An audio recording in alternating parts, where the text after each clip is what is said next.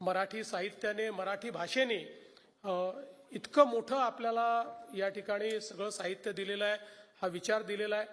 आणि आपण जर इतिहास देखील बघितला तर मराठीच्या संदर्भात खऱ्या अर्थानं छत्रपती शिवरायांनी आपल्याला स्वभाषेचा अभिमान शिकवला। आणि ज्यावेळी छत्रपती शिवरायांनी राज्यकारभार चालवला त्यावेळी आपली मराठी भाषा ही शुद्ध झाली पाहिजे याकरता त्यांनी शब्दकोश तयार केला। आणि विशेषतः त्या काळात प्रशासन चालवण्याकरता जी मराठी भाषा होती त्या मराठी भाषेवर फारसीचं, अरबीचं आणि वेगवेगळ्या भाषांचं एक आक्रमण होतं।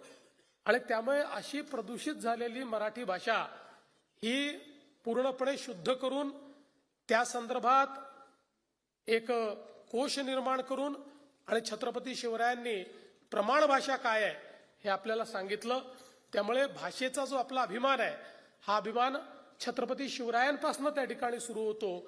आणि भाषेची आपली जी यात्रा आहे ती यात्रा अर्थातच कुठेतरी ज्ञानोबा तुकोबांच्या या सगळ्या प्रवासातनं आपल्याला पाहायला मिळते।